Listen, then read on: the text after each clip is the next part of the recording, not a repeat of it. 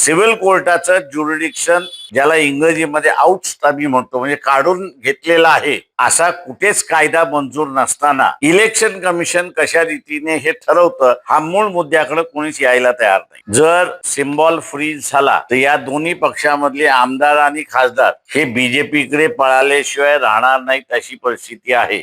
Supreme कोर्टामध्ये हे राजा बसून घ्या.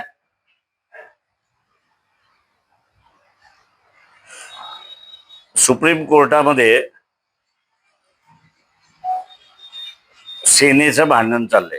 म्हणजे एका बाजूला एकनाथ शिंदे, दुसऱ्या बाजूला उद्धव ठाकरे, आणि मधात जे आहे ते अमित शहा बसलाय, अशी परिस्थिती आहे. कधी या बाजूचं टाळू लोणी खातोय, कधी त्या बाजूचं लोणी खातोय, अशी असणारी अवस्था आहे. या निर्णयाचा निकाल जो कपिल सिब्बल यांच्या आर्ग्युमेंट वरनं त्या ठिकाणी दिसतोय, आणि अगोदरच्या याच्यामध्ये दक्षता न घेतल्यामुळे इलेक्शन कमिशनने एकनाथ शिंदेना दिलेला सिम्बॉल, त्याच्यावरती एका प्रकारचं सुप्रीम कोर्टाने शिक्कामोर्तब केला. आत्ताची अवस्था अशी दिसते की ऍडव्हान्टेज कोणाला, असं जर आपण बघितलं तर हा ऍडव्हान्टेज बीजेपीला आहे, अशी परिस्थिती आहे. तो ऍडव्हान्टेज असा आहे की आता हा सिम्बॉल फ्रीज होईल असं दिसतंय, आणि सिम्बॉल फ्रीज झाल्यामुळे दोघंही शिवसेनेला एकमेकांच्या विरोधात लढावं लागेल, अशी परिस्थिती आहे. सिम्बॉल नसल्यामुळे या दोघांकडे असणारे आमदार आणि खासदार टिकतील का, हा सगळ्यात महत्वाचा प्रश्न आहे.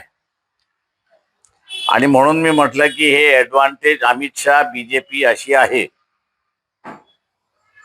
जर सिम्बॉल फ्रीज झाला तर या दोन्ही पक्षामधले आमदार आणि खासदार हे बीजेपीकडे पळाल्याशिवाय राहणार नाहीत, अशी परिस्थिती आहे. आणि म्हणून या निर्णय कोणाच्याही बाजूने लागू, फायदा हा बीजेपीचा आहे. जे मध्यंतरी तोडफोड करण्याची असणारी जी त्यांनी सत्र चालू केलं होतं, पण जंतर मंतरमुळे कुठेतरी असणारा त्याला आळा बसला होता. पुन्हा हा निर्णय फ्रीज झाल्यानंतर आमदारांची आणि खासदारांची असणारी पळापळी होण्याची दाट शक्यता त्याच्यामध्ये दिसते. म्हणून म्हटलं हा निर्णयाचा ऍडव्हान्टेज जो आहे तो अमित शहा, भारतीय जनता पक्षाला आहे, अशी परिस्थिती आहे. आपण आता विचार काय नेमकं हे मुळात माझं म्हणणं असं आहे त्याच्यामध्ये की दोघाही बाजूंचे असणारे वकील जे आहेत ते आणि सुप्रीम कोर्ट स्वतःहून जो मूळ प्रश्न आहे त्या मूळ प्रश्नाला भिडत नाहीत, अशी असणारी परिस्थिती आहे. मूळ प्रश्न असा आहे की कायद्याने सिव्हिल कोर्टाचा ज्युरिडिक्शन काढून घेतलं तरच त्या ठिकाणी काढून घेतल्या जातं. जो जुना निर्णय आहे, साधिकालीचा निर्णय जो आहे, काँग्रेस पक्षाच्या काँग्रेस ओ आणि आय असा जो वाद चालला होता, त्यावेळेस राजकीय पक्ष रजिस्टर्ड करणं कंपल्सरी नव्हतं. ते असोसिएशन म्हणून त्या ठिकाणी चालत होतं. आणि म्हणून सुप्रीम कोर्टाने साधिकालीच्या निर्णयामध्ये असं म्हटलं की यांचं रजिस्ट्रेशन नाहीये, हे कुठल्याही नियमाखाली नाहीये, असोसिएशन म्हणून आहे, म्हणून या संदर्भातला निर्णय इलेक्शन कमिशनने द्यावा, अशी असणारी परिस्थिती आहे. पण 89 मध्ये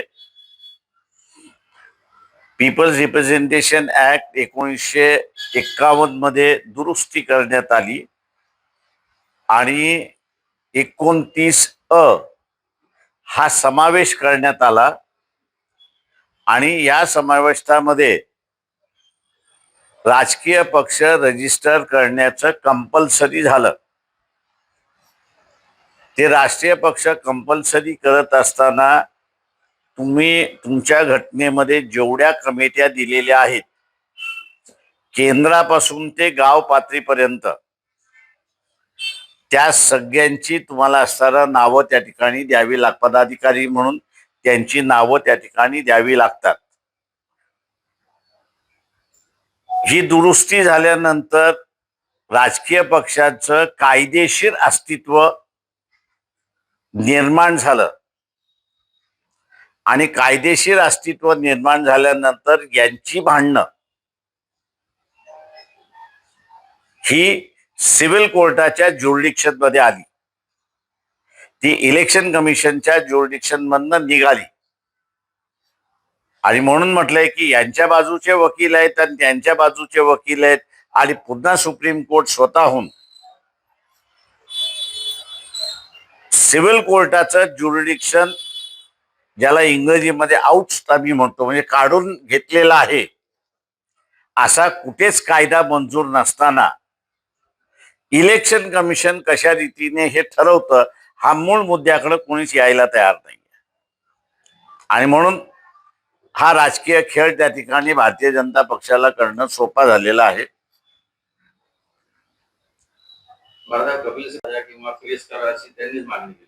हो, याचं कारण असं आहे की त्यांना मिळू शकत नाही अशी परिस्थिती आहे. कारण काही सुप्रीम कोर्टाने अगोदरच निर्णय दिलाय की तो एकनाथ शिंदेला दिलेला आहे म्हणून हा जजमेंट दिलेला आहे. आता ते आम्ही चुकलो असं कसं म्हणणार? सुप्रीम कोर्ट आणि निवडणूक आयोगाला नेमकं या संपूर्ण प्रकरणामध्ये निवडणूक आयोगाला सिव्हिल ज्युरिडिक्शन नाही हे माझं ठाम मत आहे.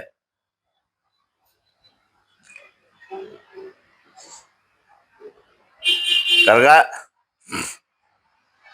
हे 29A ज्यावेळेस दुरुस्ती झाली त्याच्यामध्ये असं कुठेही म्हटलेलं नाही की यांची राजकीय पक्षाची भांडणं झाली तर ती इलेक्शन कमिशन डिसाइड करेल असं कुठेही म्हटलेलं नाही.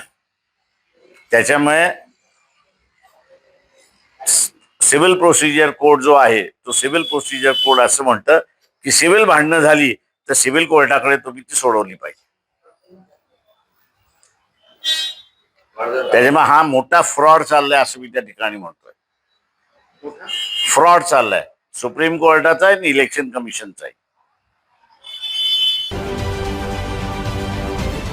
महाराष्ट्रातील सर्व बातम्यांचे विश्वासार्ह व्यासपीठ सकाळच्या सर्व सोशल मीडिया प्लॅटफॉर्मला लाईक, फॉलो आणि सबस्क्राईब करा. तसंच सर्व नोटिफिकेशनसाठी बेल आयकॉन प्रेस करायला विसरू नका.